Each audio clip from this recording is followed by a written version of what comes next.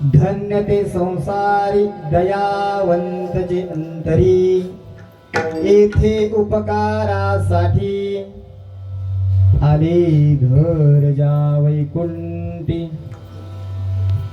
लटिके वचन नाही देही उदासीन, येथे उपकारासाठी आले घर जा वैकुंठी.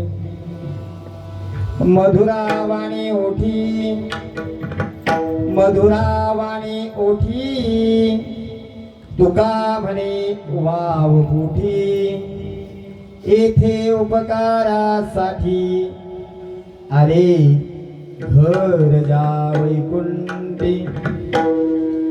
नमो विठ्ठला राजया पांडुरंगा, नमो रुक्मिणी माऊली ज्ञान गंगा, नमो पुंडलिका, नमो चंद्रभागा. नमस्कार माझा रुक्मिणी पांडुरंगा करो प्रथम नमन. पांडुरंगा करो प्रथम नमन. पांडुरंगा करो प्रथम नमन. जो तारे चरणा संत प्रिया, जो तारे चरणा संत प्रिया.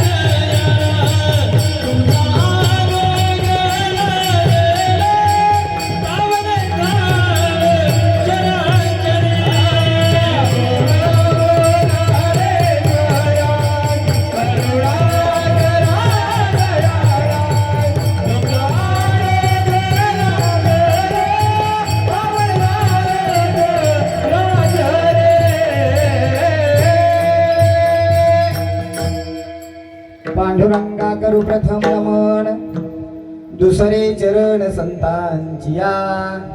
त्यांच्या कृपादाने कथेचा विस्तारू, बाबाजी सद्गुरु दास तुका. ओम नमो ज्ञानेश्वरा करुणाकरा दयाळा, तुमचा अनुग्रह लादलो पावन झालो चराचरी. मी कळा कुसरे काहीच नेनो, बोलतो वचने अति भाविका. एका जनार्दनी तुमचा दास, त्याची आस पुरवावी. ओम नमो तुकिया ज्ञान दीपा, ओम नमो सच्चिदानंद रूपा, ओम नमो भक्त कल्याण मूर्ती, ओम नमो भास्करा पूर्ण कीर्ती. जयांची केली स्मरण, होय सकळ विद्यांचे अधिकरण. त्याची वंदू श्री चरण श्री गुरूंचे, ते नमस्कारुणी आता. शिवनेरी वर शिव जन्मला, राजाचा अधिपती. साऱ्या राजांचा अधिपती. दैवत छत्र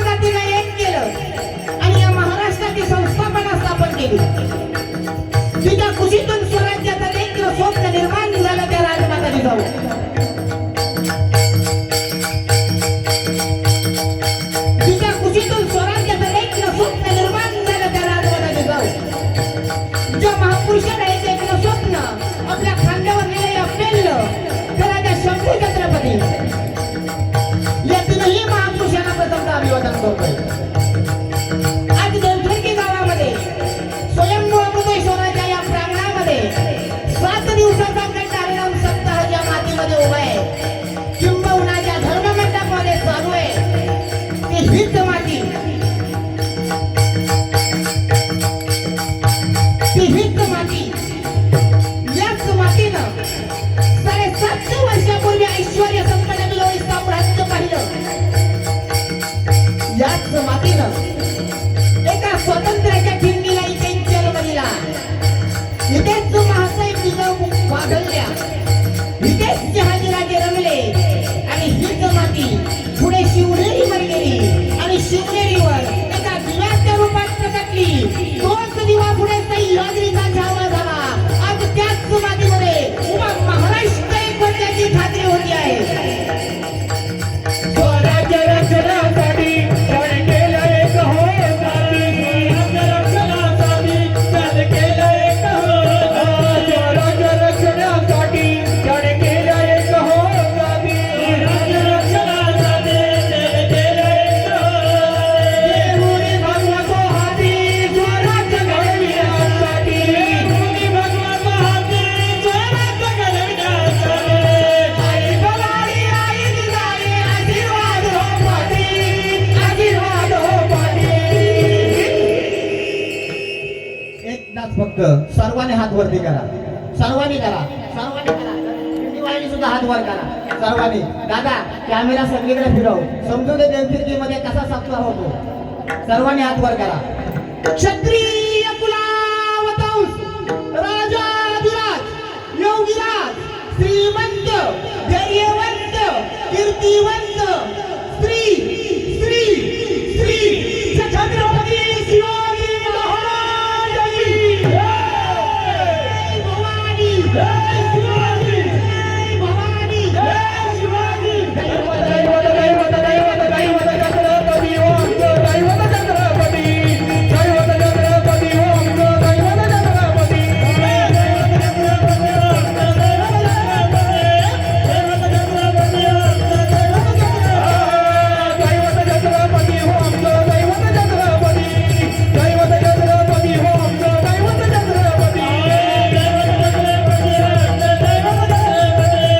दैवत छत्रपती ओंकार दैवत छत्रपती.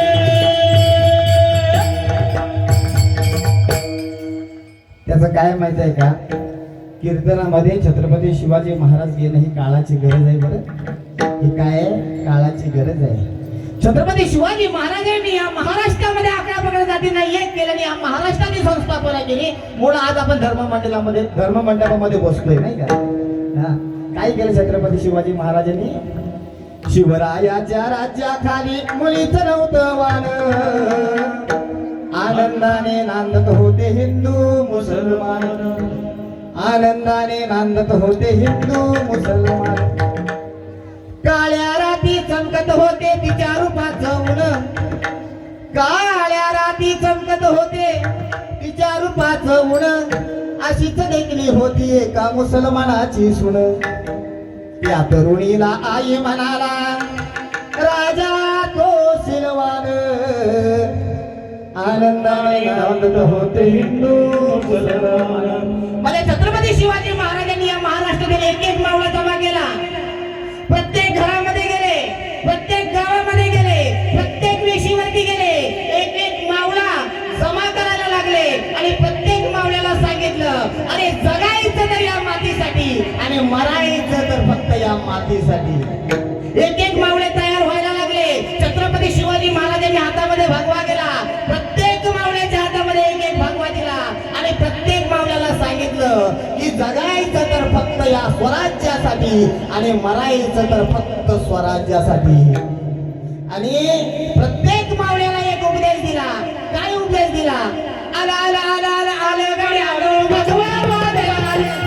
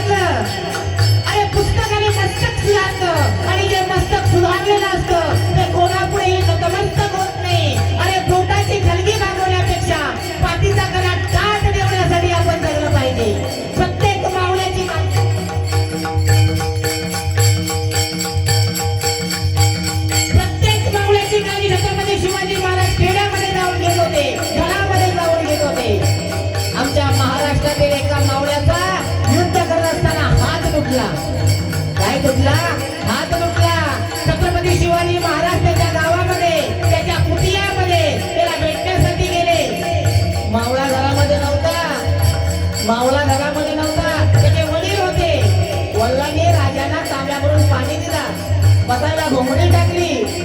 तोपर्यंत मावळा त्या ठिकाणी आला. राजाला पाहिल्यानंतर मावळ्याच्या डोळ्यातून अश्रू धारा वाहायला लागल्या. छत्रपती शिवाजी महाराज त्या मावळ्याला सांगतात, अरे मी तुझ्या घरामध्ये आलो, मला तुला तांब्यावरून पाणी देता आलं नाही म्हणून रडतो की काय? अरे मला बसायला घोंगडं देता आलं नाही म्हणून रडतो की काय? मावळ्यानं सांगितलं, नाही हो राजा, तुम्हाला पाणी देता आलं नाही म्हणून मी रडत नाही, तुम्हाला बसायला घोंगडं टाकता आलं नाही म्हणून मी रडत नाही. राजा, मी एवढ्यासाठी रडतो, या महाराष्ट्राचा जायचा राजा माझ्या कुटियामध्ये आला आणि त्याला मुजरा करायला माझ्याकडे हात शिल्लक नाही, यासाठी माझ्या डोळ्यात पाणी आलं. असे एक एक मावळे छत्रपती शिवाजी महाराजांनी या मातीसाठी मरायला तयार केलं. जेव्हा लढाईला जात असायचे ना, छत्रपती शिवाजी महाराज सांगायचे, अरे तुम्ही जाऊ नका, मी जातो. ताना म्हणायचं, नाही हो राजा, मी जाणार, मी जाणार. शिवा काशीत म्हणायचं, राजा मी जाणार. प्रत्येक मावळा राजाला सांगत होता, राजा लाख मेले तरी चालतील, पण लाखाचा पोटी सुद्धा जगला पाहिजे. आणि हे सर्व करत होते कशासाठी? फक्त भगव्यासाठी. भगवा म्हणजे प्राणवाला, भगव्याची ही दानावाला, भगवानचे प्राणामाला, भगव्याची ही शाळामाला. बोल आमचा भगवा जीवन धन्य धन्य झालं, धन्य धन्य झालं. आला आला आला आला आला तरी आलं भगवान आलं. आला आला आला आला आला तरी आलं भगवान आलं.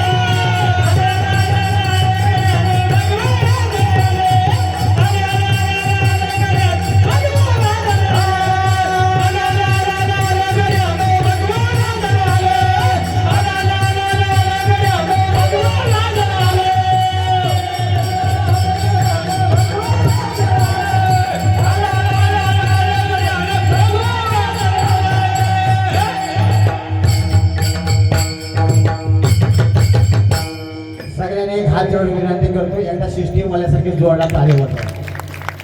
काय माहिती आहे काय, शिवचरित्र सांगायला, शिवाजी महाराज सांगायला ना, त्या पद्धतीने सिस्टीम असावी लागते आणि त्या पद्धतीने सांगणारा पण असावा लागतो. ते एक वाक्य तुम्हाला माहिती असेल बघा, ते शाळेमध्ये आपल्याला शिकवायचे, खबरदार जरा टाच मारून जाल पुढे दड्या, उडवीन राई राई एवढ्या. असं जर म्हटलं तर ऐकायला कसं वाटतं? खबरदार जर टाच मारून जाल पुढे चिरडे असं म्हटलं तर कसं वाटतं? तोपर्यंत गेले पुढे दोघांनी जणांना कापून पण आले. याला धमक असावी लागते. खबरदार जर टाच मारून जाल पुढे चिरड्या, उडवीन राई राई एवढ्या. याला शिवचरित्र म्हणतात. त्याला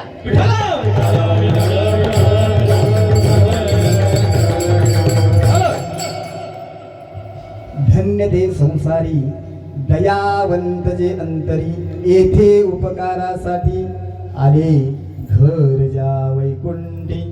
धर्म समवेत बहुजन श्रोत्यांच्या चरणी विनम्र अभिवादन करून प्राप्त प्रसंगी प्राप्त वेळेनुसार सेवेसाठी घेतलेला अभंग देहुवासीय जगमान्य जगद्गुरु संत तुकोबार आहे यांचा गाथ्यातील आपल्या सर्वांच्या परिचयाचा असणारा, नाही का, आपल्या सर्वांच्या पाठांतरातील असणारा धन्यवाद पुरुषांची लक्षणं सांगणारा 4 चरणांचा अभंग आहे. आजच्या अभंगामध्ये जगद्गुरु तुकोबार आहे धन्यवाद पुरुषांची लक्षणं सांगतात. कुणाची लक्षणं सांगतात? धन्यवाद पुरुषांची लक्षणं सांगतात. सांगणारे जगद्गुरु संत तुकोबार आहे. सांगणारे कोण आहेत? जगद्गुरु संत तुकोबार आहे. ज्याला सांगितलंय ते आपण आहे. कोणाला सांगितलंय? आपल्याला सांगितलंय. ज्याला सांगितलंय ते आपण आहे आणि जे सांगितलंय ते आजच्या अभंगात आहे. सांगितलंय ते कशात आहे? आजच्या अभंगात आहे. पण सर्वांना एक हात जोडून विनंती करतो, कुणीही कुणाला सांगू नये, कुणीही कुणाला सांगू नये आणि कुणाचं पण ऐकायला लोक रिकामी नाही. कुणीही कुणाला सांगू नये. त्यासाठी काही नियम आहेत. दुसऱ्याला सांगण्या अगोदर आपल्याला माहित असावं. दुसऱ्याला सांगण्या अगोदर आपल्याला माहित असावं. ज्याला सांगायचंय ते त्यांना कळावं, नाही का? ज्यांना सांगायचंय ते त्यांना कळावं आणि ज्यांना सांगायचंय ते त्यांच्या हिताचं असावं. ज्यांना सांगायचंय ते त्यांच्या हिताचं असावं आणि हिताचे सांगणारे हे संपूर्ण जगाच्या पाठीवर फक्त 2च विभूत्या जन्माला आल्या, एक आईवडील आणि 2 संत. कारण आपल्या मुलाचं चांगलं व्हावं हे आईला वाटतं, नाही का? आपला मुलगा मोठा व्हावा हे वडिलांना वाटतं, आणि हे सारं जग सुखी व्हावं हे फक्त संतांना वाटतं. संतांशिवाय या जगाला सुखी करणारा जन्माला आला नाही. म्हणून अभंग जगद्गुरु संत तुकोबाराय यांचा आहे. आणि आजच्या अभंगामध्ये जगद्गुरु तुकोबाराय धन्यवान पुरुषांची लक्षणं सांगतात.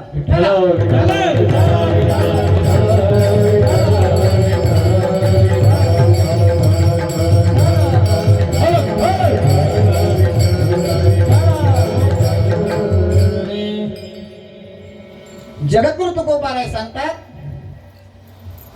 या जगामध्ये धन्यवान कुणाला म्हणायचं? ज्याच्या अंतःकरणामध्ये प्रेम आहे, वात्सल्य आहे, जिव्हाळा आहे. ज्याच्या अंतःकरणामध्ये प्रेम वात्सल्य जिव्हाळा आहे ते या जगामध्ये काय आहे? धन्य आहे.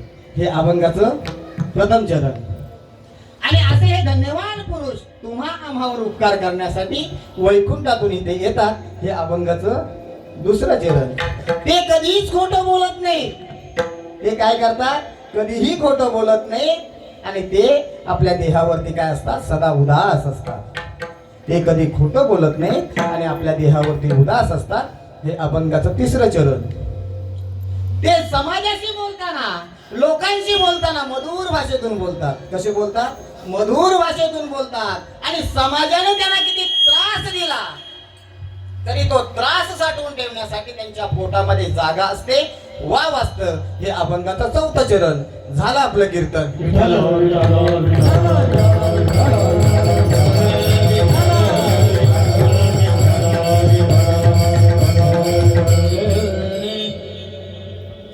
आज आपल्या हे देवखिरकी गावामध्ये अखंड हरिनाम सप्ताह, अमृतेश्वराच्या या मंदिरामध्ये अखंड सालाबादप्रमाणे चालत असलेला अखंड हरिनाम सप्ताह. आणि ह्या सप्ताहाचं तिसरं पुष्प, नाही का? आज मला वाटतं पुण्याचे आपले महाराज या ठिकाणी येणार होते. ते घरातून निघाले सुद्धा होते, परंतु त्यांचा रस्त्यात आल्यानंतर त्यांचा काही प्रॉब्लेम झाला आणि त्यांना परत घरात जावं लागलं. त्यांचा फोन आला की माझ्या घरामध्ये प्रॉब्लेम झाला आहे, तुम्ही आज मला सांभाळून घ्या. ते परत घरात गेले, त्यामुळं ते आज आले नाहीत. आलं योग्य म्हणून सांगतो. आणि प्रत्येक घरामध्ये, प्रत्येक गावामध्ये, प्रत्येक वाडीमध्ये प्रथा असायची. आमचे बाबा, आम्ही आपण शेतीकरी माणसं आहेत ना, आमचे बाबा बैल जेव्हा 2 विकत नवीन बैल घ्यायचे ना, तेव्हा पहिला एक घरचा बैल घरात टाकून ठेवायचे. घरचा बैल पहिला एक ठेवायचे. मी म्हणायचो, बाबा 2 बैल नवीन घेतलेत ना, मग जुना बैल घरात कशाला ठेवलेला? नवीन 2 बैल घेतले, मग जुना बैल कशाला ठेवायचा? ते म्हणायचे, तुला कळणार नाही, थांब, तुला समजेल कधी समजायचं तेव्हा. आणि मिरगातला पहिला पाऊस पडायचा ना, मोठा पाऊस पडल्यावर सगळेजण फोडीला नागर धरायचे. मग ते 2 नवीन बैल आणलेले काय करायचं? त्यातला एक बैल काय करायचा? वला काढायचा, वला काढायचा. मग बाबा काय म्हणायचे, जा घरी. आणि तो आपला घरी बैल ठेवलेला आहे ना, जुना बैल ठेवलेला आहे ना, त्याला घेऊन ये. मग त्या बैलाला आणायचे आणि त्याला नागराला झोपायचे. समजलं नसेल तर कोणीही जेवल्याशिवाय जाऊ नका. काय माहितीये, माझं कीर्तन ऐकायला ना फुल रेंज लागते. जर रेंज असेल ना, तुम्हाला खरं सांगू का, आणि काय माहितीये का, मी गावातला आहे, तुम्ही पण गावातले आहेत. माझ्या मैताला आल्यासारखं बसू नका. फ्रेश भाषा, एकदम फ्रेश भाषा. कसं भाषा? फ्रेश भाषा. तुम्हाला एक 10 मिनिटं 15 मिनिट तुम्ही बोललात ना, महाराज आम्हाला कंटाळा आलाय, कार्यक्रम जागेवर जे मिनिट आपण करून टाकू. पण काय अर्धा तास ऐकायचं आहे ना, फ्रेश भाषा. सर्वांनी एकदम फ्रेश बसा. तुम्हाला सर्वांना हात जोडून विनंती करतो, पूर्ण कीर्तन होईपर्यंत कुणीही हाताने टाळी वाजवू नका. खुश ना? खुश ना? कुणीही हाताने टाळी वाजवू नका. कुणीही मुखाने विठ्ठल विठ्ठल म्हणू नका, अजिबात म्हणू नका. फक्त एक काम करा, सर्वांचे कान करा. या अभंगावरती गोड चिंतन, गोड कीर्तन तुमच्या समोर मी ठेवण्याचा प्रयत्न करणार आहे. बसलेल्या सर्व मंडळीला एकदा जय हरी करतो आणि कीर्तनाला सुरुवात.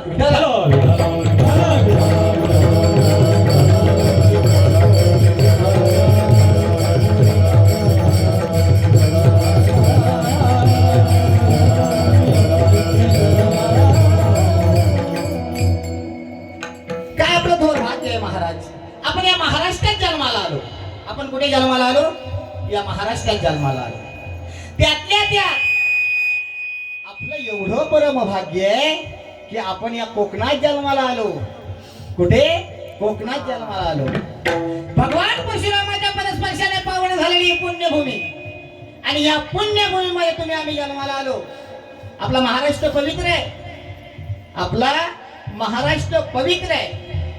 कारण प्रभू रामचंद्र भगवान परमात्म्याने आपला संसार पहिला घातला तो या महाराष्ट्रात. कुठे? याच महाराष्ट्रात. नाशिकात सीतामाईनं आपल्या संसाराची पहिली चूल पेटवली नाशिकात. जगाच्या मालकाचा संसार नाशिकात झाला आणि या महाराष्ट्राचा जावई भगवान श्रीकृष्ण परमात्मा, त्याला आता आपण अमरावती असं म्हणतो. म्हणजे जगाच्या मालकाने संसार पहिला घातला तो या महाराष्ट्रात. या महाराष्ट्राचा जावई भगवान श्रीकृष्ण परमात्मा, त्या महाराष्ट्रात आम्ही जन्माला आलो. त्याचं नाव सुद्धा काय पवित्र आहे, काय पवित्र आहे, महाराष्ट्र. भारतात अनेक राज्य आहेत, परंतु महाराष्ट्र नाही. बरं, महाराष्ट्र नाही.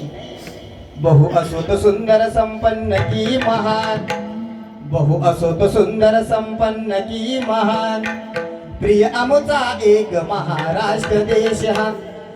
खरं सांगू का तुम्हाला? खरं सांगतो, आपण सर्व कोकणी माणसे. आपण कसली माणसं? कोकणी माणसे. प्रेम घ्यावं हे आपल्या कोकणवासियांकडून. प्रेम घ्यावं ते कुणाकडून? आपल्या कोकणवासियांकडून. परमार्थ करावा तो आपल्या कोकणवासियांनी, आणि वारकऱ्याला खरा देव मानावा तो आपल्या कोकणातल्यानी. बरं का? कोणी?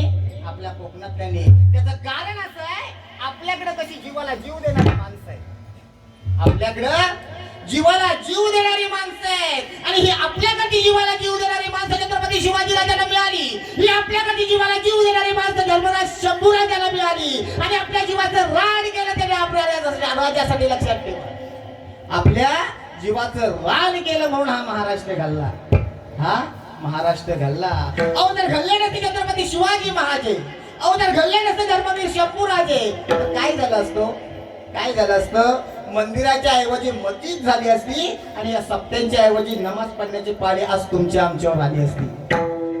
त्यांच्यामुळे आज तुमच्या डोक्यावर टोपी आहे, त्यांच्यामुळे आमच्या डोक्यावर पेटी आहे. नाहीतर आम्हाला सुद्धा अल्लाहू अकबर करण्याची वेळ आली असती. आज तुम्हाला देवखेरगे गावामध्ये जर सप्ताह करायचा असताना, तर गावाच्या अध्यक्षाने परवानगी देऊन चाललं नसतं, गावच्या सेक्रेटरीने परवानगी देऊन चालली नसती, संत संघटनेच्या अध्यक्षाला तिथं पुत्र्याने विचारलं नसतं. आपल्याला दिल्लीला जावं लागलं असतं, आणि दिल्लीला जाण्यासाठी आपण दिल्लीला गेलो असतो, आणि दिल्लीला सांगितलं असतं, हुजूर देवकिर्ती गावामध्ये 7 दिवसाचा अखंड हरिनाम सप्ताह चालू करायचा आहे. जर तुमची परवानगी असेल तर मग त्यांनी परवानगी दिली असती.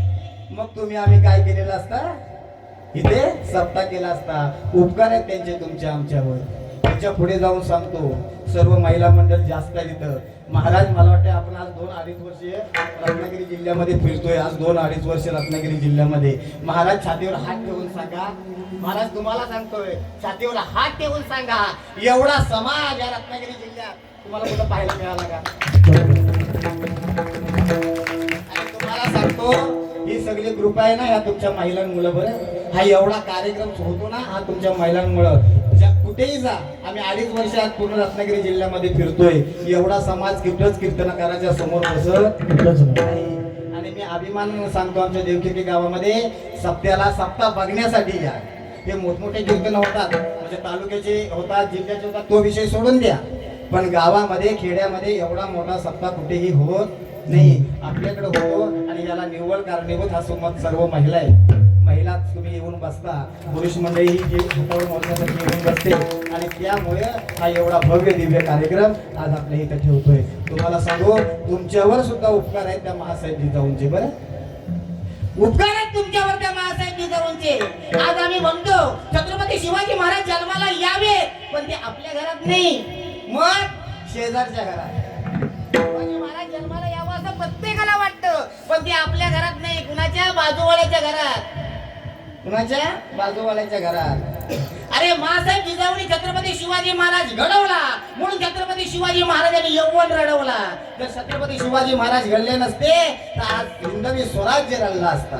म्हणून महासाहेब तुमच्यावर उपकार आहेत महासाहेबांचे. महासाहेब, तुम्ही जर नसता तर नसते दिसले रावणावरती कळस.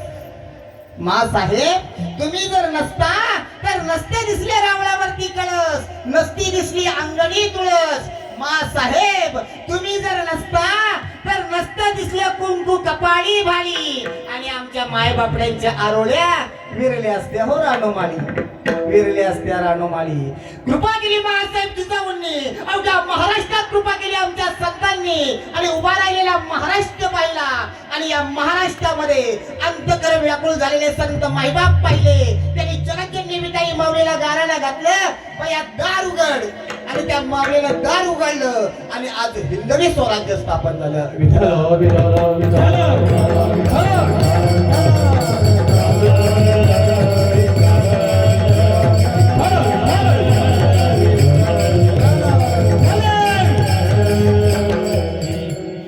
तुकोबारे सांगतात की धन्य ते संसारी दयावंत जे अंतर. या जगामध्ये धन्यवान कुणाला म्हणायचं? तसंच तुम्ही पाहायला गेलात तर या जगामध्ये दोन माणसं आहेत, दोन जन्म आहेत. एक साधूचा आणि एक तुमचा माझा.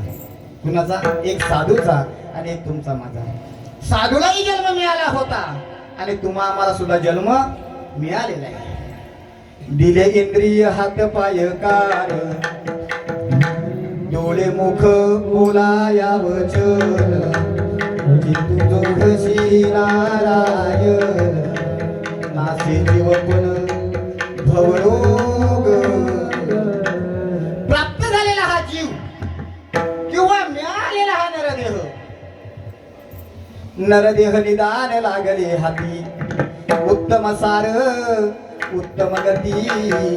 जन्म मिळालाय, हा काय जन्म तुम्हाला पुन्हा पुन्हा मिळणार नाही. हा काय जन्म तुम्हाला वारंवार मिळणार नाही.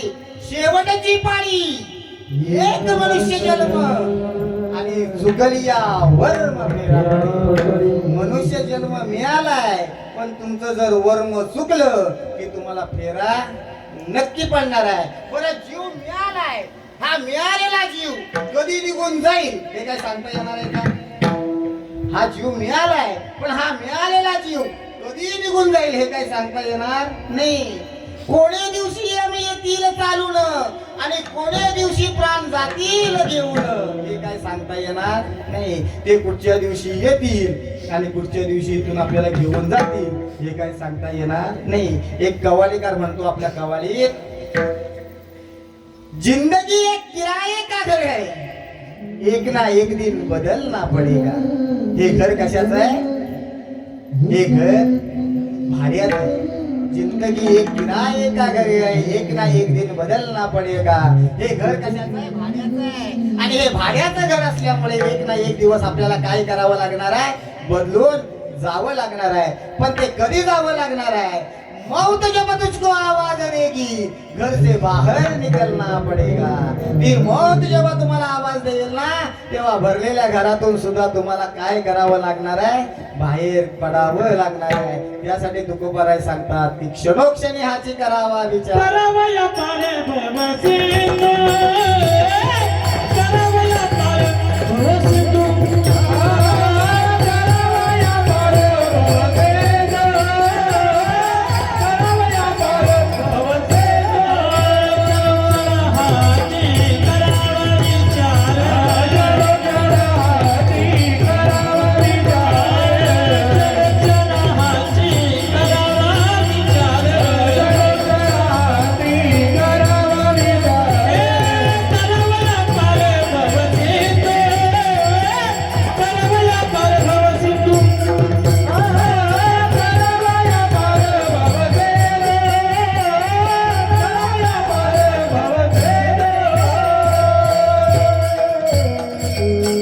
महाराज सांगतात क्षणोक्षणी हाची करावा विचार, तरावया पार भवसिंधू. तुम्ही विचार करा आयुष्यभर हे माझं ते माझं ते माझं, माझीच गाडी माझीच माडी आणि माझ्याच बायकोची गोल गोल साडी, ह्याच्यात आपलं आयुष्य गेलंय. काय बरोबर येणार नाही. तूने जो कमाया है दूसरा ही खाएगा, खाली हाथ आया है और खाली हाथ जाएगा. खाली हाथ आया और खाली हाथ जाएगा. लोग कहते हैं ना वो मेरा है वो मेरा है वो मेरा है. अरे कोई किसी का नहीं है. जरूरत के लोग चंद मिलते हैं, जरूरत के लोग जन्म मिलते हैं पर आता है बुरा वक्त अपनों के ही दरवाजे बंद मिलते हैं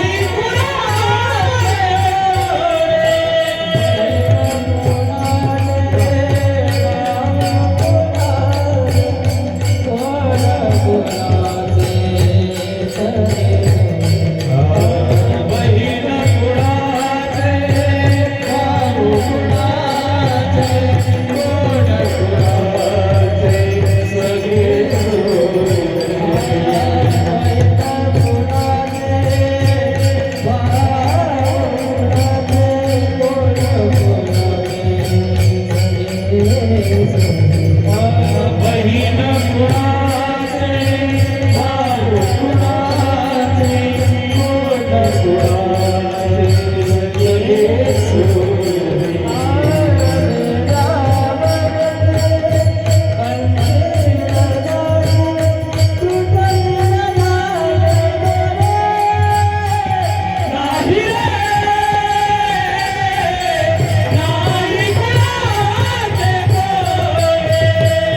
नाही रे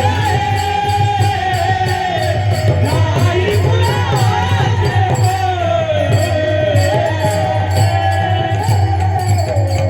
नाही तुम्हाला सगळ्यांना वाटेल हा माझा आहे कोण कोणाचं नाही बायको आपली नाही मुलं आपली नाहीत कोणी पत्नी आपली नाही कोणी आपलं नाही नाही कुणाचे कुणी त्यामुळं तुम्हाला असं वाटतंय सप्त्यासाठी दान धर्म करा एखादा धार्मिक कार्यक्रम असेल तर दान धर्म करा करोड लोक होती करोडपती होते कोरोना आला त्यांची संपत्ती काही कामाला आली नाही आणि कार्यक्रम हे देवाचे कशात होता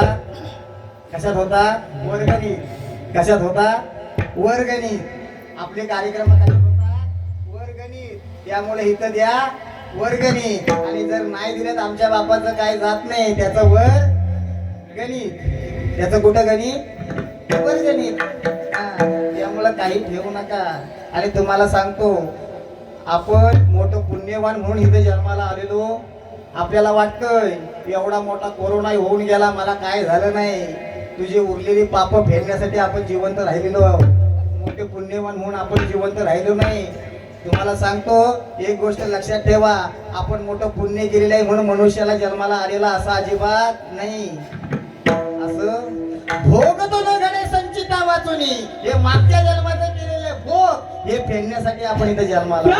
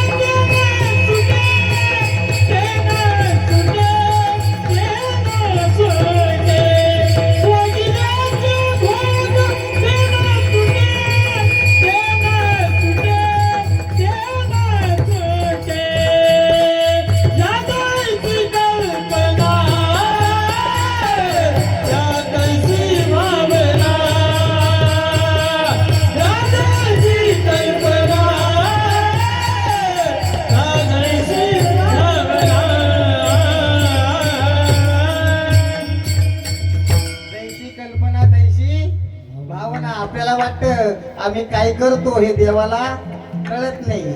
सगळं त्याला कळतंय. तो आपल्या बापाचा बाप आहे.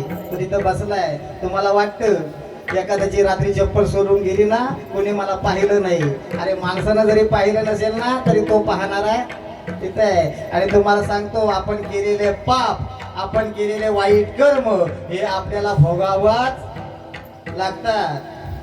अरे पाप करुणी पापी मन हे सैरा वैरा पळतैर. आणि काय काय केलं भल्या माणसा देवाला सारे कळतंय. काय काय केलं सगळ्या माणसा देवाला सारे कळतंय. काय काय केलं भल्या माणसा देवाला सारे कळतंय. तुझी सावली तुझ्यापासून कधी दूर होत नाही आणि तू केलेले कर्म तुला सोडून जात नाही. अरे शांती तुला ती भोगू देईना निद्रा तुझला छळतय रे. आणि काय काय केलं भल्या माणसा देवाला सारे कळतंय रे. काय काय केलं भल्या माणसा देवाला सारे कळतंय.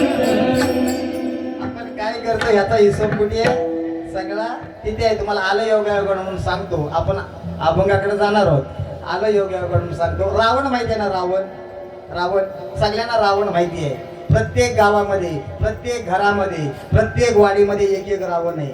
तो जरी रावण माहिती नसला तरी प्रत्येकाच्या गावातला प्रत्येकाला रावण माहिती आहे. प्रत्येकाच्या वाडीतला प्रत्येकाला रावण माहिती आहे. प्रत्येकाच्या घरातला प्रत्येकाला रावण माहिती आहे. पण आपला हात याचा विषय नाही आहे. आपल्या लंकेतल्या रावणाचा विषय रावण आहे. रावण त्या रावणाला सगळे देव त्याच्या पायाखाली होते.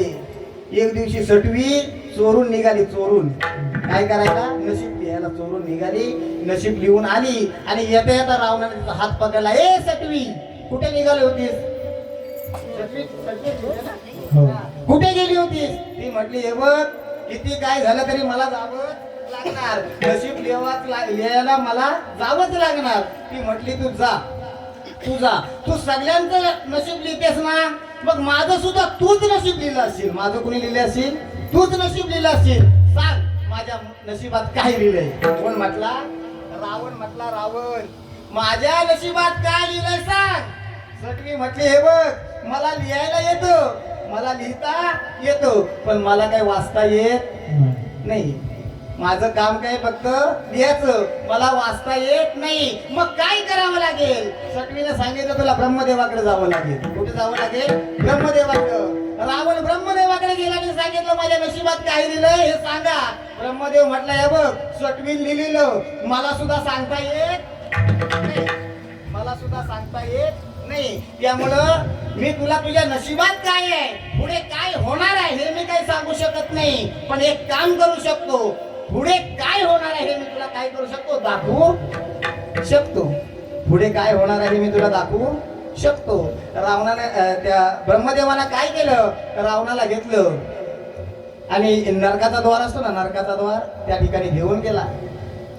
दरवाजाच्या आतमध्ये दरवाजा बंद होता आणि त्याच्या आतमध्ये एक काळा कुट्ट माणूस, काली खालतून अग्नीच्या ज्वाला आहेत. अग्नीच्या ज्वाला त्या माणसाला जाळतायत. समोरून एक लाल बुंद झालेल्या दोन साळे आहेत त्या त्याच्या डोळ्याच्या समोर आहेत आणि दरवाजाला टेकून त्याला उभी केलेली आहे. एवढी यातना तो माणूस सहन करत होता. ब्रह्मदेव त्या दरवाजाच्या तिथे रावणाला घेऊन गेला आणि ब्रह्मदेवानं सांगितलं तुला पाहायचंय ना पुढे काय होणार आहे? मार त्या दरवाजाला लाथ मार. आता रावण होता तो काय मागं पुढे बघत होता का? नाही. त्यानं लाथ दरवाजावरती मारली आणि जशी लाथ मारली ना तो आतमध्ये बांधून ठेवलेला होता ना माणूस, तो काय झाला? तो असा पुढे गेला आणि त्या दोन सल्यात होत्या ना तापलेल्या त्याच्या डोळ्यामध्ये घुसल्या. तो भडकला. अरे कोण मूर्ख माणूस आहे? एवढी दरवाजावरती लाथ मारली. अरे मी तर जन्म मरणाच्या यातना भोगतोय. दोन सल्या माझ्या डोळ्यात गेल्या. एवढ्या यातना मला झाल्या. काय पागल माणूस आहे का तो? कोण माणूस आहे? रावणानं पाहिलं नाही. रावण आहे ना थरथर कापायला लागला. तो म्हटला अरे तू कोण आहेस? अरे तू यातना का भोगतोयस? अरे याच्यातून तुझी सुटका केव्हा होणार आहे? त्या माणसानं सांगितलं अरे याच्यातून माझी सुटका केव्हा होणार आहे काय विचारतोस? त्या लंकेमध्ये रावण नावाचा एक असा माणूस आहे, ज्या वेळेला त्या रावणाला इथं आणून बांधतील ना, त्यावेळेला माझी सुटका होणार आहे. कधी होणार आहे सुटका? त्या रावणाला माझ्या जागेवर बांधल्याच्या नंतर माझी सुटका होणार आहे. कळलं ना मला काय म्हणायचंय? मग आपण केलेले कर्म हे कुणाला भोगावं लागतात? आपल्यालाच भोगावं लागतात. विठ्ठल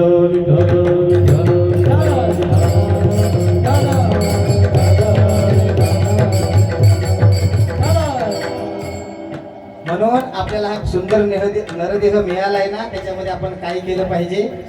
बरं, हा नरदेह आपल्याला मिळाला, पण कुणाला कळाला का? कुणाला कळाला? हा नरदेह आपल्याला मिळाला, कळाला? कुणाला कळाला? त्याला हात वरती करा, मंदिराच्या बाहेर त्याचा आपण पुतळा बनवू. कुणाला कळाला? कुणालाही कळाला नाही, कुणालाही कळाला नाही. आलं योगायोगानं म्हणून सांगतो. आपल्याला नरदेह मिळाला पण कळाला नाही. एक चोर होता, चोर, आणि त्या चोरानं काय केलं? एका बाजारातून घोडा चोरला. घोडा माहिती आहे ना सर्वांना? तो घोडा चोरला आणि घोडा चोरून चिपळूणच्या बाजारामध्ये आणून विकायला ठेवला. घोडा कसला होता? चोरीचा होता. बाजारात विकायला ठेवला. पहाटे 3 वाजल्यापासून बाजार सुरू झाला. प्रत्येक जण यायचा आणि त्या घोड्याकडे पाहायचा. असा सुंदर घोडा होता. प्रत्येक जण यायचा त्या घोड्याकडे पाहायचा. पहाटे 8 वाजले, 9 वाजले, काही गिराईक लागलं नाही. शेवटी एक गिराईक आला आणि त्याने विचारलं, हो तुमचा घोडा विकायचा आहे का? तो म्हटला माझा घोडा विकायचा आहे. त्याने विचारलं, काय भाव आहे तुमच्या घोड्याचा? आपण विचारतो ना, काय किंमत आहे तुमच्या घोड्याची? आता ह्यानं कसा आणला होता? चोरून आणला होता. ह्याला घोड्याची किंमत माहीत नव्हती. तो म्हटला, हे बघा, तुम्ही काय देणार ना, तुम्हीच सांगा. तो म्हटला, हे बघा, मी ह्या घोड्याचे 50,000 रुपये देतो. आता ह्याला काय वाटलं? घोडा आपल्या जास्त किमतीचा आहे. किती किमतीचा आहे? जास्त किमतीचा. ह्याला काय द्यायला नको. तो म्हटला, मला तुम्हाला काय द्यायचा नाही. दुसरा माणूस आला, तिसरा माणूस आला. घोड्याची किंमत प्रत्येक माणसाला वाढत गेली. कोण 2 लाख रुपये म्हणायचा, कोण 3 लाख रुपये म्हणायचा, कोण 4 लाख रुपये म्हणायचा, कोण 5 लाख रुपये म्हणायचा. हा म्हणायचा घोडा द्यायचा नाही. का? घोडा कशाचा होता? चोरीचा होता. याला घोड्याचा भाव माहिती नव्हता. याला घोड्याची किंमत माहिती नव्हती. शेवटला संध्याकाळी 6 वाजता एक गिराईक आला. तो म्हटला, तुमचा घोडा विकायचा आहे का? हो. मग काय भावात देणार? तो म्हटला, तूच सांग. तो म्हटला, मी 10 लाख रुपये देईन. किती? कशाला? घोड्याला 10 लाख रुपये देईन म्हटला. ठीक आहे. हा म्हटला, 10 लाख रुपयाला आता आपण व्यवहार पूर्ण करूया. तो म्हटला, मी 10 लाख रुपये तुम्हाला देणार, पण एक काट आहे. मी पहिला घोड्यावर बसणार आणि अख्ख्या गावाला फेरी मारून येणार. जर तुमचा घोडा चांगला गेला आणि इथून चांगला आला तर तुम्हाला काय करणार? 10 लाख रुपये देणार. तो म्हटला, ये अख्ख्या गावाला काय, अख्ख्या जिल्ह्याला वेडा मारून आणलास ना तरी पण चालेल, पण माझा घोडा तुलाच देणार. आता हा घोड्यावर बसला, टाच मारली, घोडा उधळला, घोडा गेला. तो आजपर्यंत आला नाही. संध्याकाळचा बाजार, याचा बाजार, सगळ्यांचा बाजार संपला. बाजार संपला. आता सकाळपासून जी गिराईक निघाली होती ना, ती प्रत्येक गिराईक घरी जात होती आणि प्रत्येक गिराईक याला भेटत होता. तो त्याला विचारायचा, अहो तुमचा घोडा विकला गेला का? सगळेजण विचारता, अहो तुमचा घोडा विकला गेला का? अहो तुमचा घोडा विकला गेला का? हा म्हणायचा, माझा घोडा विकला गेला. एकानं विचारलं, अहो तुमचा घोडा काय भावात गेला? कळतंय ना? तुमचा घोडा काय भावात गेला? अहो हा म्हटला, काय विचारताय, काय भावात गेला? अहो माझा घोडा ज्या भावात आला त्या भावात. बघा, हा सुंदर आपल्याला मिळालेला नरदेह आहे. जर ह्या नरदेहाला आल्याच्या नंतर जर आपण देवाचं नामस्मरण केलं नाही, देवाचं चिंतन केलं नाही, तर आम्हाला मिळालेला नरदेह आहे ना, ज्या भावात आला ना त्या भावात जाणार आहे. मग ह्यासाठी आपल्याला काय करावं लागेल? करावी तातडी परमात्माची करावी तातडी.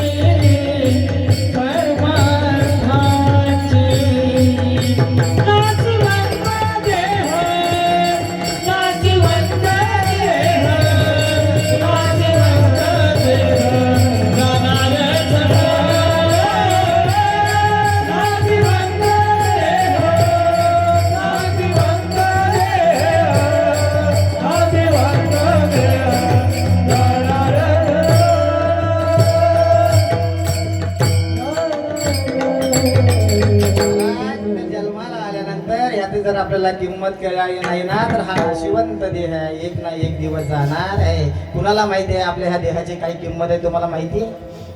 कधी बाजारात आपला देह विकायला ठेवला तर त्याची काय किंमत आहे तुम्हाला माहिती आहे? माहिती आहे? 85 वर्षाचे आजोबा आजारी पडले. डॉक्टरना सांगितलं तुमच्या हृदयाचं ऑपरेशन करावं लागणार आहे. उद्या सकाळच्या सकाळी तुमच्या हृदयाचं ऑपरेशन करावं लागणार आहे. आजोबा म्हटले ठीक आहे, माझ्या हृदयाचं ऑपरेशन करा. डॉक्टरांना ऑपरेशनची तयारी केली. ऑपरेशन थिएटर मध्ये आजोबांना नेलं. 12 तास ऑपरेशन डॉक्टर करत होते. किती तास? 12 तास ऑपरेशन करत होते. 12 तास ऑपरेशन झाल्याच्या नंतर आजोबा शुद्धीवर आले. 2-3 दिवस निघून गेले आणि आजोबा चांगले ठणठणीत झाले आणि घरामध्ये जायला निघाले. आजोबा डॉक्टरकडे गेले आणि डॉक्टरला सांगितलं माझं ऑपरेशनचं बिल किती झालं.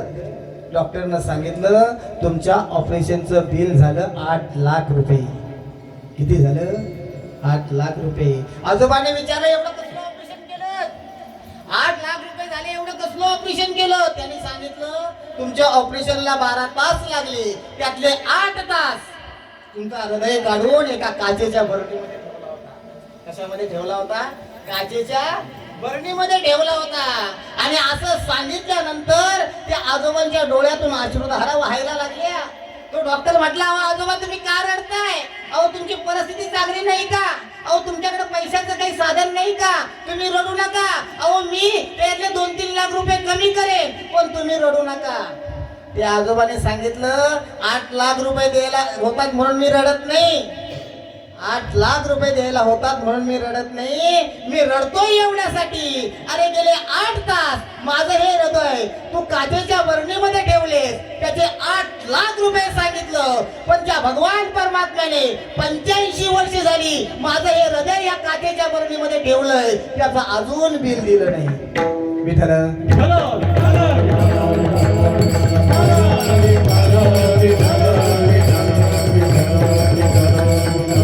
आपण जन्माला आल्यानंतर आपण आलो कशासाठी आणि इथून घेऊन जाणार काय हे प्रत्येकानं लक्षात ठेवायला पाहिजे. जगद्गुरु तुकोबाराय सांगतात धन्य ते संसारी दयावंत जे अंतरी.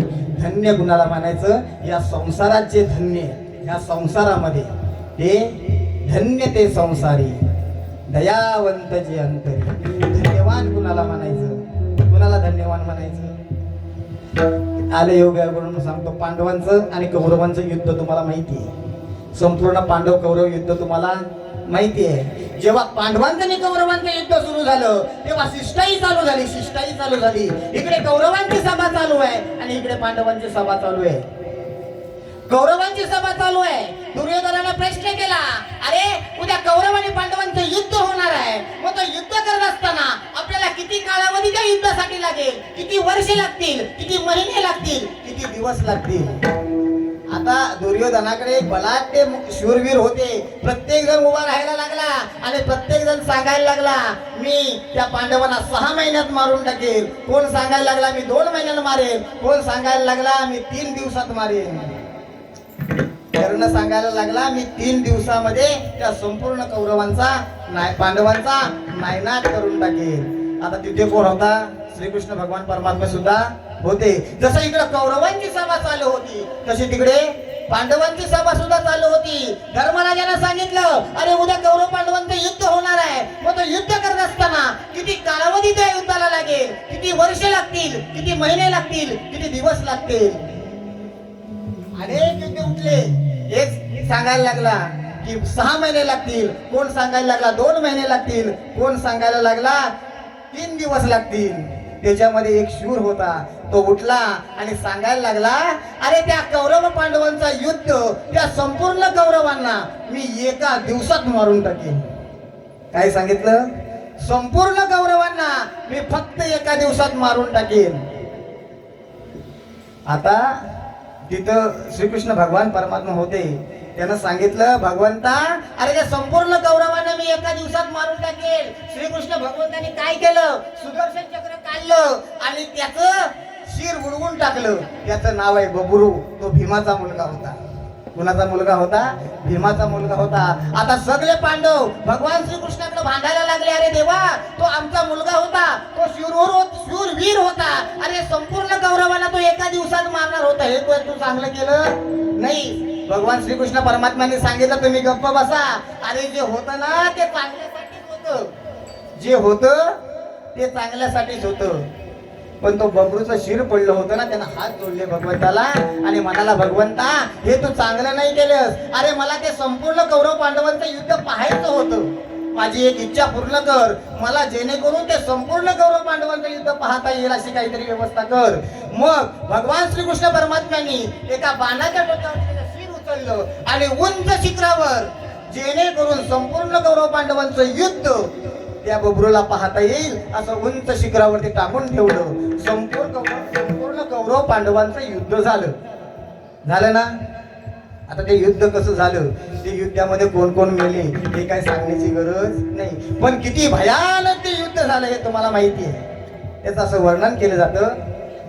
तो नाद दुमदुमला, मेरू शिखर का पिंडला, सप्त समुद्र हेलावला, शेज दचकला पाताळी, इंद्रादिका झाली अपापरी, ते पाहत ठेले अंबरी, नादे कापे धरित्री, त्रिकुट शिखरे गजबजली, गिरिधारी भरती संन्यासी, त्याही सांडले आश्रमाशी, श्वापद पडले नाथेशी, आटल्या बावी पोकरणी, तेने कौरवांचे हृदय.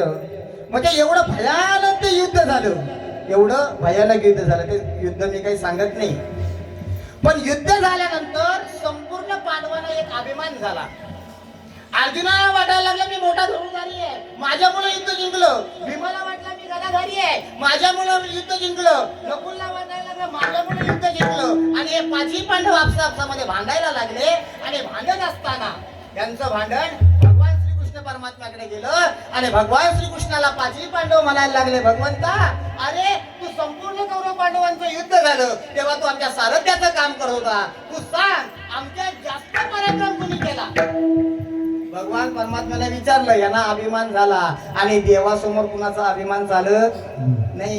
ही त्याची सत्ता आहे, तो कधी काय करेल हे सांगता येणार नाही. भगवंतानं चाललं, हे पांडव जरी असले तरी यांना काय झाला, अभिमान झाला.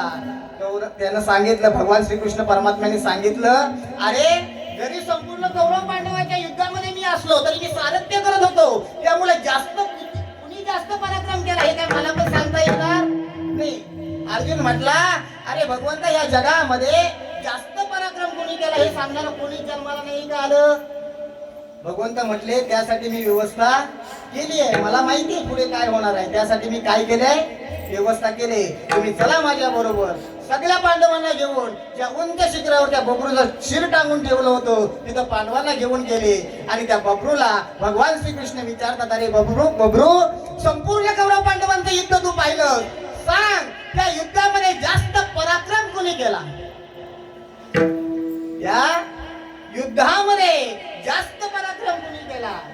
त्या बबरूला सांगितलं, भगवंता मी सांगतो, त्या कौरव पांडवांच्या युद्धामध्ये जास्त पराक्रम कोणी मी केला हे मी सांगतो. पण संपूर्ण कौरव पांडवांचं युद्ध मी पाहिलं, पण त्या संपूर्ण कौरव पांडवांच्या युद्धामध्ये मला कौरवही दिसले नाहीत आणि मला पांडवही दिसले नाही. काय सांगितलं बबरूने, अरे संपूर्ण कौरव पांडवांचं युद्ध पाहिलं पण मला कौरवही दिसले नाहीत आणि मला पांडवही दिसलं नाहीत. मग श्रीकृष्ण भगवान म्हणतात, अरे तू पाहिलंच तरी काय. तेव्हा त्या बबरूला सांगितलं, पाहिला नंदाचा नंदन, पाहिला नंदाचा नंदन, पाहिला नंदाचा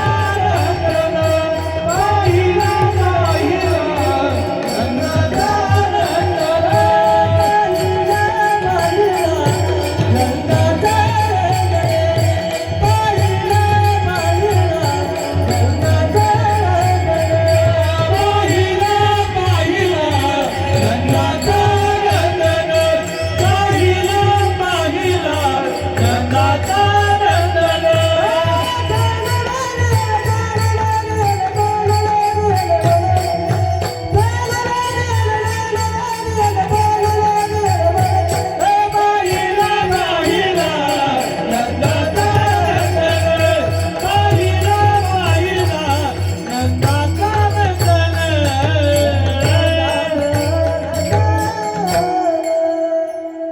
बबरू सांगायला लागला, संपूर्ण कौरव पांडवांचं युद्ध पाहिलं पण मला कौरवही दिसले नाहीत आणि मला पांडवही दिसले नाहीत. मी फक्त काय पाहिला, मारणाराही कृष्ण होता आणि मरणाराही कृष्ण होता.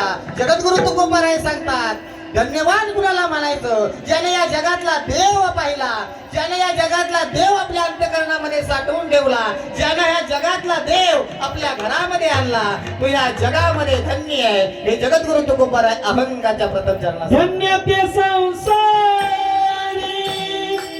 धन्य ते संसारी, धन्य ते संसारी, धन्य ते संसारी, धन्य ते संसारी, धन्य ते संसारी, धन्य ते संसारी,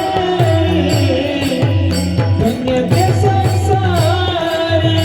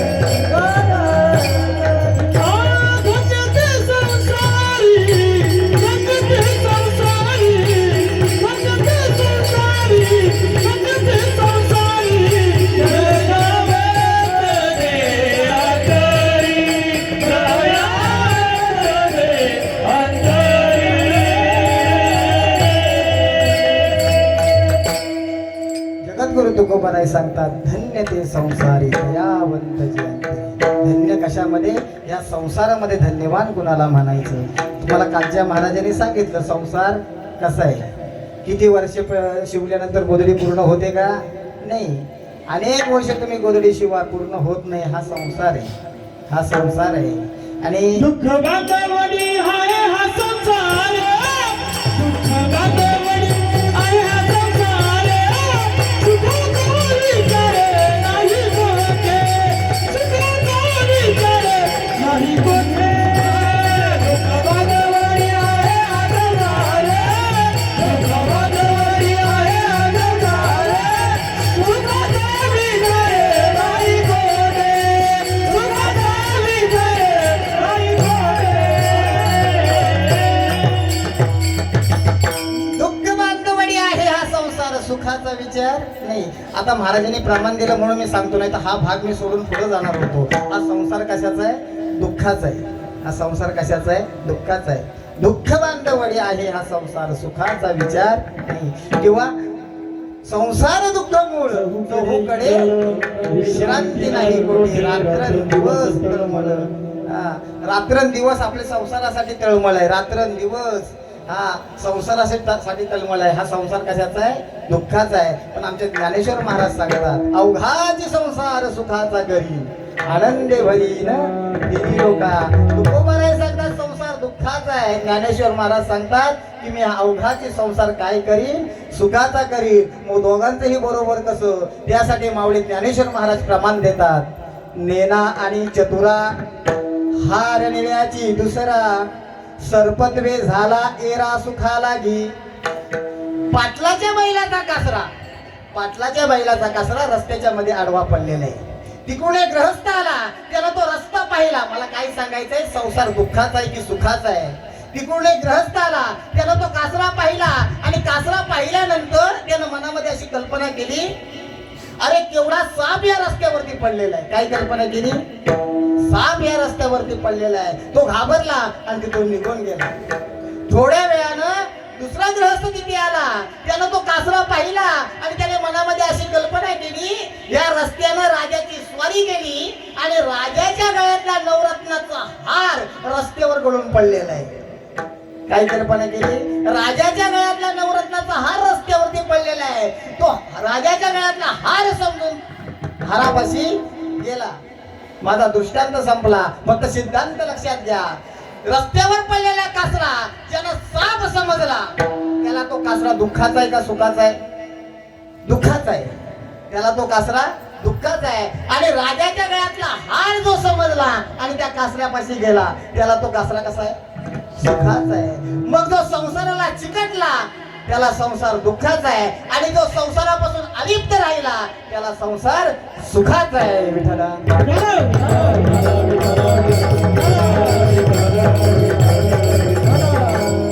तुकोबाराय सांगतात धन्यवाद कुणाला म्हणायचं. आता एक आलं एवढं म्हणून सांगतो. आता सर्व मंडळी, पोलीस मंडळी तुम्ही इथं बसलात, तुम्ही मला सांगा, तुम्ही दर दिवशी मंदिरामध्ये येता, दर दिवशी मंदिरामध्ये येता ना? दर दिवशी मंदिरामध्ये येता. तुम्ही मंदिरामध्ये कशासाठी येता? देव मिळावा म्हणून येता का मिळालेला देव टिकावा म्हणून येता? तुम्ही मंदिरामध्ये येता ना दर दिवशी, मग देव मिळावा म्हणून येता की मिळालेला देव टिकावा म्हणून येता? नाही ना कळत? महिलाने विचारतो. तुम्ही मला सांगा, तुम्ही लग्नामध्ये नाव घेताना, नाव घेतात आपल्याकडं सगळी जणी लग्नामध्ये नाव घेतात. मला एक उत्तर द्या, मग पुरुष मंडळी उत्तर देतील. तुम्ही मला सांगा, तुम्ही लग्नामध्ये नाव घेता हा नवरा मिळावा म्हणून का मिळालेला नवरा टिकावा म्हणून? नवरा मिळावा म्हणून का मिळालेला नवरा? बाबा म्हणतात आमचा मिळालेला नवरा सुटावा म्हणून. नाही ना? आपण लग्नामध्ये नाव घेतो नवरा मिळावा म्हणून नाही, मिळालेला नवरा. तुम्ही मंदिरामध्ये येता देव मिळावा म्हणून, मिळालेलाच आहे तो, मिळालेलाच आहे तो टिकावा म्हणून. मग तुम्हाला काय वाटतं लग्नामध्ये नाव करायसाठी? अहो लग्न झाले मार्गी मिळावं म्हणून काय घेणार? मिळालेला नवरा घेताना नावं तुम्हाला पाठ आहेत ना? मला वाटतं 70-80 नाव महाराज जवळजवळ मी प्रत्येक कीर्तनात नवीन नवीन नाव घेतले. सांगू तुम्हाला एक सांगू? पूर्वीच्या काळामध्ये अशी नावं घेतली जायची. एक आपली सुहासिन डोक्यावरती तुळस घेऊन पंढरपूरच्या दिशेने उभी राहिली, देवाला भगवंताला हात जोडलं आणि ती नाव घेते. ऐका, येत होते जात होते खिडकी वाटे पाहत होते, येत होते जात होते खिडकी वाटे पाहत होते. खिडकीला 3 तारा, अडकीत त्याला घुंगड भारा, पान खाते 13-13, घाम येतो झरा झरा. तिकडून आला व्यापारी, त्याला दिली सुपारी, सुपारी देते वाण्याला, हांडा नेते पाण्याला, पाणी आणते आडाचं, वाडा बांधते भिंगाचं. वाड्यात वाडे 7 वाडे, 7 वाड्यात 7 रूम, 7 रूम मध्ये 7 खोट, 7 खोट वरती 1 गादी, गादीवरती उशी, उशीवरती बशी, बशीवरती कप, कपामध्ये घडी, घडीत वाजला 1. पांडुरंगाचं नाव घेते मी ज्ञानोबा तुकोबाची लेक. वाजवाना टाळ्या, वाजवाना. बघा वाजवायच्या असल्या ना तर चांगल्या वाजवा, नाही वाजल्यावल्या मग जेवल्याशिवाय कोणी जाऊ नका. ही पूर्वी नावं घेतली जायची. कधी? पूर्वी. आता अशी नावं घेतली जात नाही परवाच्या दिवशी महाराज आपला हा कार्यक्रम झाला. त्या आजीला विचारलं, 85 वर्षाची आजी होती. किती वर्षाची? 85 वर्षाची आजी. मी म्हटलं आजीबाई एखादं नाव घ्या ना. मी काय म्हटलं आजीबाई एखादं नाव घ्या ना. ती म्हटलं कशाला महाराज मला नाव घ्यायला सांगताय. मी म्हटलं आजीबाई घ्या, एखादा चांगला असेल तर मी पण कुठेतरी कीर्तनामध्ये चिपकवून टाकीन, घ्या ना. त्या आजीबाईने नाव घेतलं. जात होते हल्दी कुंकवाला, जात होते हल्दी कुंकवाला, बटन तुटलं बटव्याचं आणि काय नाव घ्यायचं म्हणते त्या सटव्याचं. हे आता अशी नावं आहेत. पूर्वी अशी नावं नव्हती. नावं सुंदर होती, घेण्यासारखी होती. आता तशी नावं राहिली नाही. एक जण माझ्याकडे आला आणि मला म्हणाला, मला धन्यवाद सांगायचं आहे. एक जण माझ्याकडे आला आणि मला म्हणाला, महाराज अहो मला देव व्हायचंय. मला काय व्हायचंय?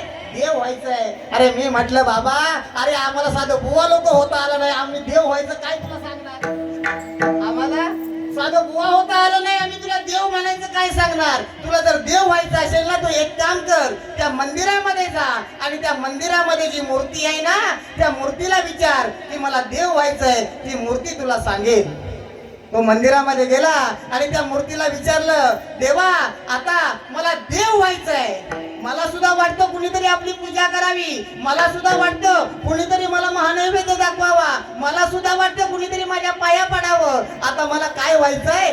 देव व्हायचंय. देवानं सांगितलं, जर तुला देव व्हायचं असेल ना तर माझ्याकडे येऊन उपयोग नाही. तुला जर देव व्हायचं असेल ना तर तुला कुठे जावं लागेल? त्या मूर्तिकाराकडे जावं लागेल. कुठे जावं लागेल? या मूर्तिकाराकडे जावं लागेल. हो म्हटला, देवा जर मी मूर्तिकाराकडे गेलो तर मला देव होता येईल ना. देवानं सांगितलं, अरे तू जर मूर्तिकाराकडे गेलास ना तर तुला नक्की देव होता येईल. मग त्यानं विचारलं, मग तो मूर्तिकार काय करेल? देवानं सांगितलं, तो मूर्तिकार पहिला तुझ्या उरावर बसेल. तो मूर्तिकार काय करेल? पहिला तुझ्या उरावर बसेल. छन्नी घेईल, छन्नी. छन्नी म्हणजे चिनी हा. छन्नी घेईल आणि छन्नीनं हातिवडी घेईल आणि एक एक घाव मारेल. तो म्हटला, रे बापरे, मग त्या छन्नीनं एवढे घाव मारत असताना मला त्रास होईल ना. अरे तो माझे डोळे करत असताना मला त्रास होईल ना. माझे डोळे फुटतील ना. देव म्हटला, अरे त्रास सहन केल्याशिवाय कसं देव होता येईल? कळतंय ना तुम्हाला? त्रास सहन केल्याशिवाय कसं देव होता येईल? देव होता येत नाही. तुम्हाला सांगतो, लोहार माहिती आहे ना? लोहार, लोहार सगळ्यांना माहिती आहे ना. आम्ही लोहाराच्या कार्यक्रमाला गेलो होतो. त्या लोहारांना असं सर्व हातेरा लावून ठेवली होती. आता लोहाराचे हातेरा काय तुम्हाला माहिती आहे? लोहाराकडे हातिवडा असतो, हातिवडी असते, छन्नी असते, त्याच्याकडं गाढव सुद्धा असतो आणि आयरन सुद्धा असते. आयरन हा, हे सगळे लोहाराकडे आयरन असते. आम्ही गेलो आणि गेल्यावरती लोहार म्हटला, महाराज पूजा करून घ्या. महाराज काय करून घ्या? पूजा करून घ्या. आता मी पूजेचं साहित्य घेतलं, गंध घेतलं, हातिवडीला लावलं, गंध घेतलं, हातावड्याला लावलं. तो लोहार म्हटला, ओ महाराज थांबा, पहिली पूजा हातिवडीची नाही करायची, पहिली पूजा घानाची नाही करायची. अहो पहिली पूजा त्या ऐरणीची करायची. पहिली पूजा कोणाची करायची? त्या ऐरणीची करायची. अरे म्हटलं बाबा, अरे ती ऐरण जुनी आहे, हे हातिवडी नवीन आहे, हा घन नवीन आहे, ती जुनी ऐरण आहे, तिची का पूजा करायची? तो म्हटला, महाराज अहो माझ्या पंजोबाने सुद्धा हीच ऐरण वापरली, माझ्या आजोबांनी सुद्धा हीच ऐरण वापरली, माझ्या वडिलांनी सुद्धा हीच ऐरण वापरली आणि आता मी सुद्धा हीच ऐरण वापरतोय. अरे मी म्हटलं बाबा, जरी 4 पिढ्याने ही जर ऐरण तुझ्याकडे आली असेल तर हे सगळं नवीन आहे ना, त्यांची पहिली पूजा करायला लागेल. मग ह्यांची पहिली पूजा त्या ऐरणीलाच काय करायची? ते म्हटलं, महाराज असे कितीतरी हातिवडे बघा, असे कितीतरी हातिवडे, असे कितीतरी घन माझ्या हातून तुटून गेले, असे कितीतरी घन, कितीतरी हातिवडे माझ्या हातून काय झाले? तुटून गेले. पण 4 पिढ्या झाल्या, ही आयरन अजून जशीच्या तशी आहे.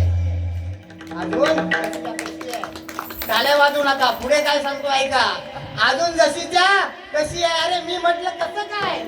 अरे हातिवडी का तुटले?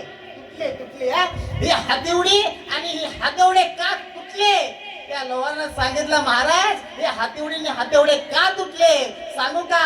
अहो हे वार करणारे आहेत ना, म्हणून ते लवकर तुटले आणि ही आयरन सहन करते म्हणून 4 पिढ्या तुटले. आता वाजवत आहे. तुम्ही सोसायला शिका. वार करणारे जास्त दिवस टिकत नाही, निंदा करणारे जास्त दिवस टिकत नाही. तुम्ही सोसत राहा, सोसत राहा, तुम्ही जास्त दिवस टिकणार. वार करणाऱ्याला करू द्यावं, बोलणाऱ्याला बोलू द्यावं, त्याच्याकडे काही घेणं देणं नाही. कुणी निंदो, कुणी आमचा स्वहिताचा वार करणारे. महिला मंडळ तुमच्या सर्वांच्या पायाला हात लावून टाकतो, सांगतो सर्वांना, तुमच्या घरामध्ये हातीवडा आहे, तुमच्या घरामध्ये हातूड आहे, तुमच्या घरामध्ये घन आहे, तुमच्या घरामध्ये छन्नी आहे, फक्त तुमच्या घरामध्ये आयरन नाही. तुमच्या घरामध्ये आयरन नाही आहे. तुम्ही माझं एक काम करा, आज या कीर्तनातून एवढं वाक्य माझं घरात घेऊन जा. आणि जर तुम्ही एवढं माझं वाक्य घरात घेऊन गेलात ना, तर आजचं माझं कीर्तन सफल होईल आणि तुमच्या जगण्याचा रस्ता सुखकर होईल. एक वाक्य सांगा. तुमच्या घरात आज सगळ्या गोष्टी आहेत. तुमच्या घरात हातीवडा आहे, तुमच्या घरात हातीवडी आहे, तुमच्या घरात घन आहे, तुमच्या घरात छन्नी आहे, पण तुमच्या घरात आयरन नाहीये. तुमच्या घरात आयरन नाही आहे. उद्यापासून प्रत्येक महिलाने आपल्या घरातली आयरन बना. प्रत्येक महिलांनी तुमची आपापल्या घरातली आयरन बना. सोसायला शिका. थोडे दिवस सोसा, थोडे दिवस सोसा. तुम्हाला विरोध करणारे, तुम्हाला नावे ठेवणारे, जर तुम्ही सोसलात ना, तर तुम्हाला नावं ठेवणारे एक ना एक दिवस तुमच्या पाया पडल्याशिवाय राहणार नाही. त्यासाठी तुम्हाला काय करावं लागेल, तुम्हाला सोसावं लागेल. आलं योगायोगा म्हणून सांगतो. आपल्या सर्वांच्या गरीबाच्या घरातलं फ्रीज काय माहितीये? 100 रुपये किंमत आहे त्याची. प्रत्येकाकडे आहे फ्रीज. आपल्या गरीबाच्या घरातलं फ्रीज, त्याची 100 रुपये किंमत आहे. काय त्याचं नाव आहे? मडका. मडका मडका म्हणा, घागर म्हणा, प्रत्येकाकडे आहे ना. त्या मडक्याला मी एकदा प्रश्न केला, दादा अरे उन्हाळा असो, पावसाळा असो, हिवाळा असो, तू एवढा कसा काय थंड राहतो रे, कसा काय थंड राहतो? त्या मडक्यानं सांगितलं, महाराज अहो ज्याचं भविष्यकाळ ही मातीच आहे. मी काय का? त्या मडक्यानं सांगितलं, अरे ज्याचं भविष्यकाळ ही मातीच आहे आणि ज्याचं वर्तमान काळ ही मातीच आहे, त्यानं गरम कोणावर व्हायचं? त्यानं गरम कोणावर व्हायचं? अरे शेवटी असं केलं तरी मातीच आहे आणि तसं केलं तरी मातीच आहे, मग भांडायचं कोणाशी? नाही का? तुम्हाला आलं योगा म्हणून सांगतो. आम्ही कीर्तनाला गेलो. दोन मित्र एका गाडीमध्ये बसले होते. हायवेला गाडी चालत होते. भयान वेगाने एक गाडी आली, त्या गाडीला उडवून गेली. दोघांचा जागीच ऍक्सिडेंट झाला आणि दोघांचा प्राण जागेवरच गेले. दोघे जागेवरच संपले. त्यातला एक संपला ना, तो खूप मोठा श्रीमंत होता, खूप मोठा श्रीमंत होता, एवढा श्रीमंत होता त्याच्या घरामध्ये पैसे ठेवायला जागे नव्हता, एवढा श्रीमंत होता. आणि जो एक मेला ना, तो इतका गरीब होता, इतका गरीब होता, त्याला 4-4 दिवस खायला भाकरीचा तुकडा सुद्धा मिळत नव्हता, एवढा गरीब होता. त्यांचं प्रेत गावामध्ये नेलं. दोघांचं, जो श्रीमंत होता त्याचा उजव्या साईडला प्रेत झालं आणि जो गरीब होता त्याचं डाव्या साईडला प्रेत झालं. सगळा गावकरी घरामध्ये गेले. दुसऱ्या दिवशी पहाटे एक भिकारी त्या दोन्ही प्रेतांच्या जवळ बसून, मधी बसून असा विचार करत होता, असा विचार करत होता. त्याला म्हटलं, बाबा अरे तू कसला एवढा विचार करतोय? दोन प्रेत बाजूला पडले आणि मधी बसून तू कसला विचार करतोय? तो भिकारी म्हटला, दादा तुम्ही मला सांगा हे कुणाचं प्रेत आहे? मी म्हटलं, रे ह्या गावात 1 नंबरचा श्रीमंत माणूस, याच्याकडे एवढा पैसा होता, त्याचं प्रेत आहे. आणि हे कोणाचं प्रेत आहे? अरे ज्या गावामध्ये याला भीक सुद्धा कोण घालत नव्हता, 4-4 दिवस याला भाकरीचे तुकडे मिळत नव्हते, ह्या गरीब माणूस त्याचं हे राग आहे. तो म्हटला, महाराज हा भिकारी काय खात होता? मी म्हटलं, अरे बाबा तो महिनाभर 1.5 महिने लोकांकडे मागून भाकरीचे तुकडे खात होता. तो म्हटला, हा श्रीमंत काय खात होता? अरे म्हटलं, हा श्रीमंत काजू खायचा, बदाम खायचा, लाडू खायचा, जिलेबी खायचा. अरे नको ते पदार्थ खायचा. तो भिकारी म्हटला, महाराज मी विचार या गोष्टीचा करतोय. काजू बदाम खाणाऱ्याची सुद्धा शेवटी राखच झाली आणि शिले तुकडे खाणाऱ्याची सुद्धा राखच झाली. माणूस घमेंड कशाची करतो? मी याचा विचार करतोय. विठ्ठला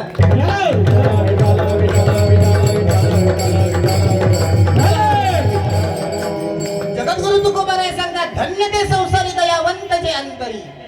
ह्या जगामध्ये धन्यवान कुणाला म्हणायचं? त्यांच्या अंतकरणामध्ये दया आहे, प्रेम आहे, वात्सल्य आहे, त्याला ह्या जगामध्ये काय म्हणायचं? धन्यवान म्हणायचं. आणि असे धन्यवान पुरुष तुम्हा आम्हावर उपकार करण्यासाठी वैकुंठातून इथे येतात हे जगद्गुरु तुकोबाराय अभंगाच्या दुसऱ्या चरणात.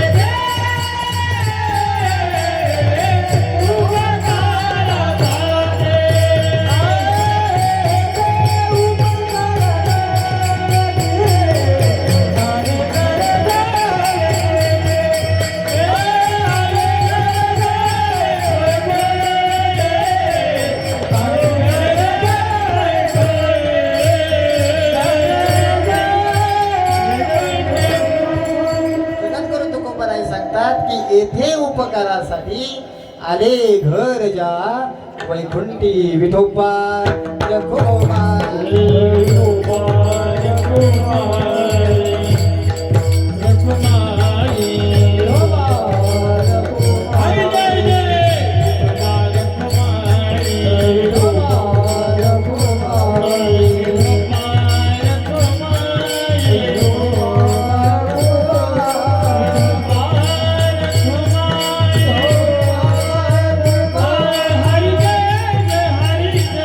हरि जय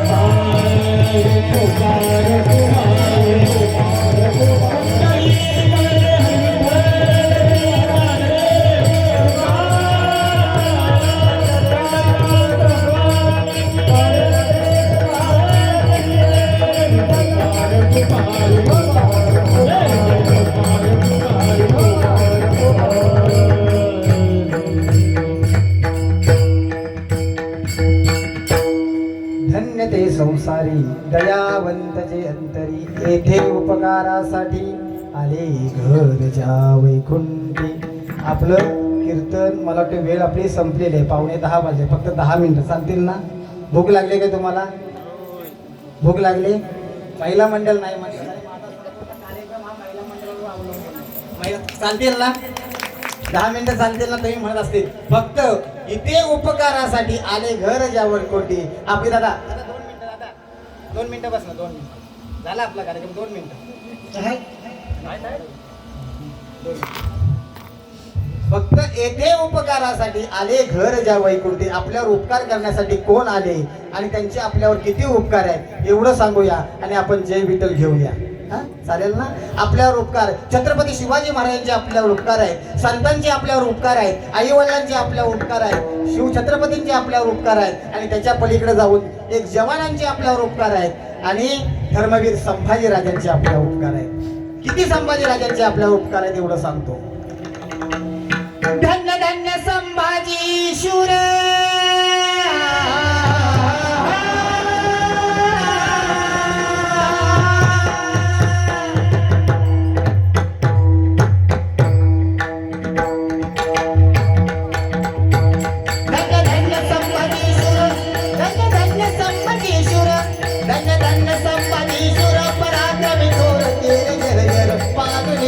दुष्ट मुघला बाजूने कहाणी दुष्ट मुघला, बाजूने कहाणी दुष्ट मुघला. घडविला स्वराज्याचा इतिहास, घडविला स्वराज्याचा इतिहास, घडविला स्वराज्याचा इतिहास, घडविला स्वराज्याचा इतिहास. कीर्तीचा डंकविडे गगनात राम राम. कीर्तीचा डंकविडे गगनात राम राम, कीर्तीचा डंकविडे गगनात राम राम, कीर्तीचा डंकविडे गगनात राम राम. संभाजी राजांची कीर्ती ऐकली आणि वनावनाला घाम सुटायला लागला. औरंगजेब झोपेतनं उडायला लागला. विचारायला लागला, अरे कोण आहे तो संभाजी? कोण आहे तो संभाजी? संभाजी औरंगजेबाला घर घरात बंधुने पुरा स्वप्नातला दोरा धोका तुझे त्याच्या काळ जाता. भोकजुगे त्याच्या काळ जाता, भोकजुगे त्याच्या काळ जाता. ऐकोने प्रताप शंभूचा, अखिल वाजा होता शंभूचा, ऐकोने प्रताप शंभूचा, राग शंभूचा. पवाडा गातो मरणाकार राम राम, पवाडा गातो मरणाकार राम राम, पवाडा गातो मरणाकार राम राम. औरंगजेब विचारायला लागला, अरे कैसा दिसतोय हो संभाजी? अरे कुठे आहे तो संभाजी? कसा दिसतो संभाजी? एक एक जवान पुढे यायला लागले, एक एक मावळे यायला लागले आणि संभाजीचा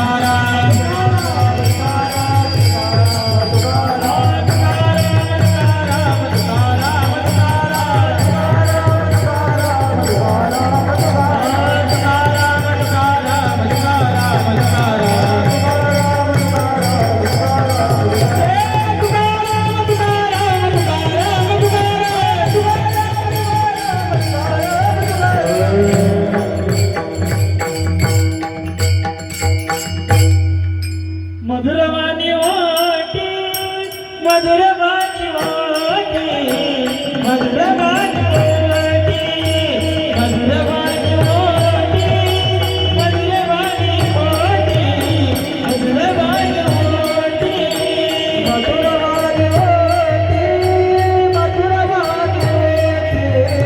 मधुरवाणी वाटी, मधुरवाणी वाटी, मधुरवाणी वाटी, मधुरवाणी वाटी, मधुरवाणी वाटी.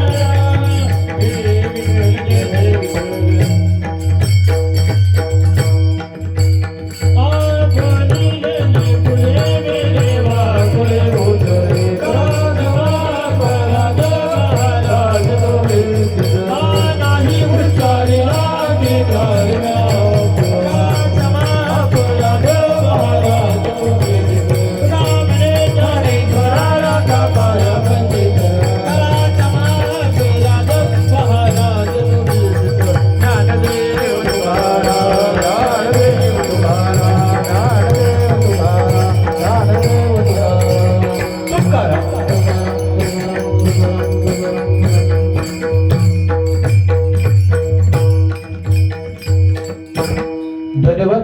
कृपया सर्वांनी